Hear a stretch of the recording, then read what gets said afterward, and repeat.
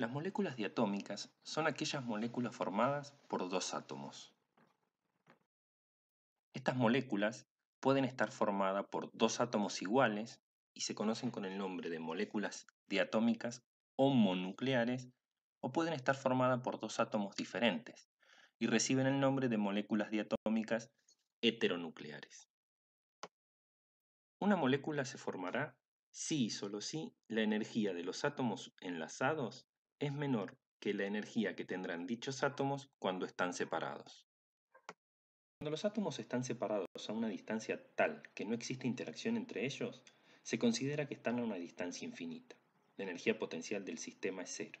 Ahora, si los átomos comienzan a acercarse, empiezan a ocurrir fuerzas de atracción culómbicas entre la carga positiva del núcleo de un átomo y los electrones del otro átomo.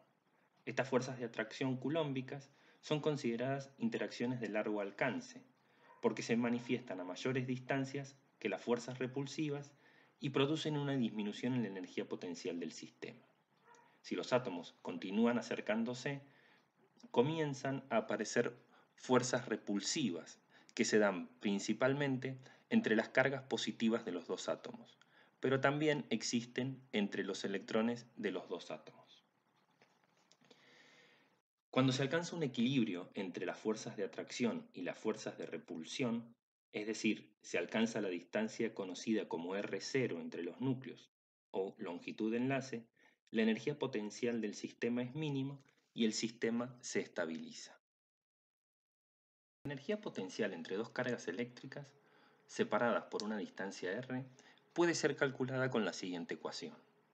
En esta ecuación podemos observar que para cargas de distintos signos, donde las interacciones corresponden a fuerzas de atracción culómbica, la energía potencial del sistema disminuye y tiende a estabilizarlo, mientras que para interacciones entre cargas de igual signo, correspondientes a las fuerzas de repulsión culómbicas, la energía potencial del sistema aumenta y tiende a desestabilizarlo.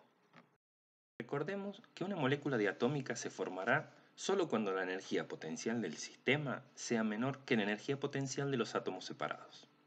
Si nosotros analizamos la variación de la energía potencial en la formación de una molécula diatómica a medida que acercamos los átomos entre sí, obtendremos un diagrama de la energía potencial. Cuando los átomos están a una distancia infinita, en donde no existen ni fuerzas de atracción ni de repulsión entre ellos, nosotros decimos que la energía potencial del sistema será cero. A medida que los átomos se acercan entre sí, comienzan a manifestarse las fuerzas de atracción culómbicas, fuerzas de largo alcance, lo que provoca una disminución de la energía potencial. Los átomos se acercarán hasta alcanzar un mínimo de energía potencial. Si los átomos continúan acercándose, comienzan a manifestarse las fuerzas repulsivas, lo que provoca un brusco incremento de la energía potencial.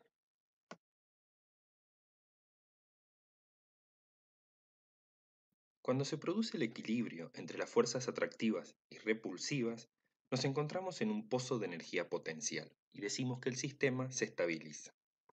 Es en este punto donde la distancia entre los núcleos de los átomos es conocido como R0 o longitud de enlace promedio, y donde la energía potencial del sistema es mínima. La diferencia de energía entre la energía potencial mínima y la energía potencial cero es la energía de formación de la molécula diatómica, y es de igual magnitud pero de signo contrario a la energía de disociación. En la formación de la molécula diatómica se produce un enlace químico.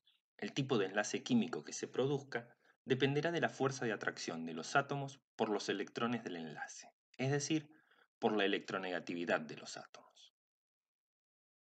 Si la diferencia de electronegatividad entre los átomos en valor absoluto es igual o mayor que 2, el tipo de enlace químico que se producirá será un enlace iónico. Esto ocurre por la transferencia de uno o más electrones del átomo menos electronegativo al más electronegativo.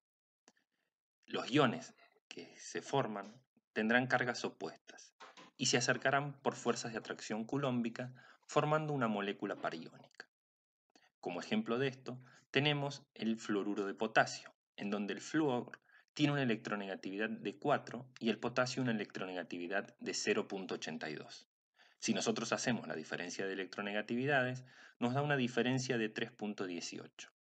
A una cierta distancia, el potasio transfiere un electrón al flúor y se forman el catión potasio y el anión flúor. Estos se aproximan por fuerzas de atracción culómbicas, formando una molécula pariónica. Analicemos como ejemplo de formación de una molécula pariónica el caso del cloruro de sodio.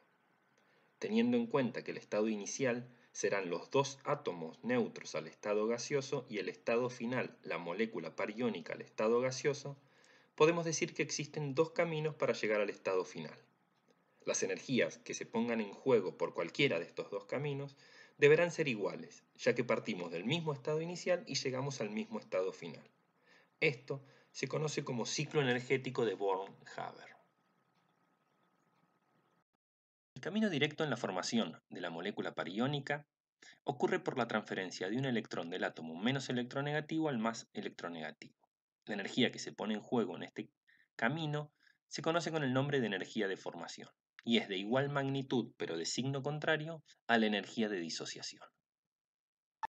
El camino 2 es un camino indirecto, en donde ocurre la formación de la molécula pariónica en etapas. Primero, el átomo menos electronegativo perderá un electrón formando un catión, poniendo en juego una cierta energía que recibe el nombre de potencial de ionización. Por otro lado, el átomo más electronegativo adquirirá un electrón formando un anión, poniendo en juego una cierta energía que será de igual magnitud que la afinidad electrónica de ese átomo, pero cambiada de signo.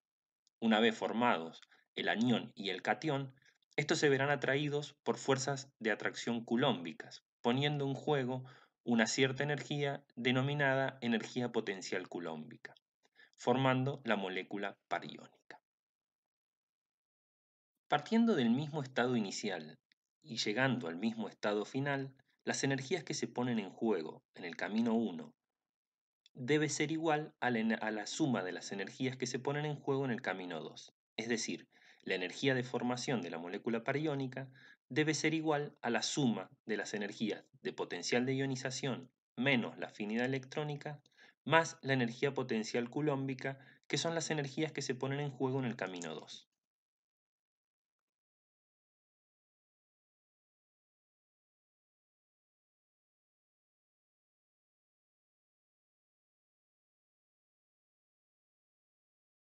Resolvamos ahora uno de los ejercicios de ciclo de Born-Haber de la guía de trabajos prácticos. En este problema nos dan los datos de potencial de ionización del litio, afinidad electrónica del litio, potencial de ionización del flúor, energía de disociación del fluoruro de litio y la energía potencial culómbica para la molécula de fluoruro de litio. Y nos piden que calculemos la afinidad electrónica del flúor y la energía de formación de la molécula de fluoruro de litio. Para resolver este problema y calcular la afinidad electrónica del flúor, debemos recordar el equilibrio de energías obtenido del ciclo de Born-Haber. De ahí podemos despejar la afinidad electrónica y calcularla como afinidad electrónica igual a la energía de disociación más el potencial de ionización del átomo menos electronegativo, en este caso el litio, más la energía potencial culómbica. Aquí podemos reemplazar por los valores dados anteriormente y calcular a la afinidad electrónica del flúor, que nos da un resultado de 84,66 kilocalorías por mol. Resolvamos ahora el punto B del ejercicio, en donde teníamos que calcular la energía de formación de la molécula de fluoruro de litio.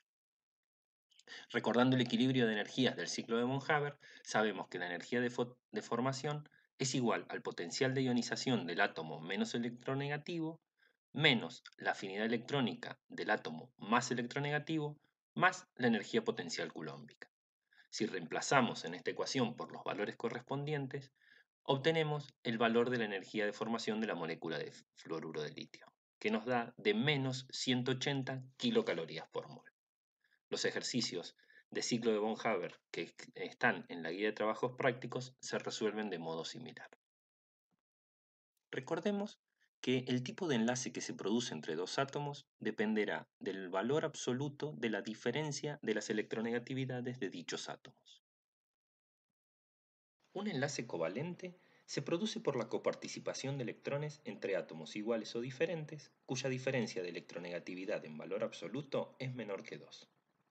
En moléculas diatómicas homonucleares se presentan enlaces covalentes donde la probabilidad electrónica se distribuye simétricamente entre ambos núcleos. Este enlace es considerado no polar, es decir, presenta un momento dipolar igual a cero, y es también llamado covalente puro. En moléculas diatómicas heteronucleares, la probabilidad electrónica se desplaza hacia el núcleo del átomo más electronegativo, lo que genera un diferencial de cargas permanente o dipolo eléctrico. Este enlace es polar. No es un enlace totalmente covalente, sino que representa cierto carácter iónico parcial. Este tipo de enlace es el más común, y aquí cada átomo trata de adquirir la configuración electrónica del gas noble más próximo. Esto hace que sean químicamente estables y esto puede representarse mediante las llamadas estructuras electrónicas de Lewis.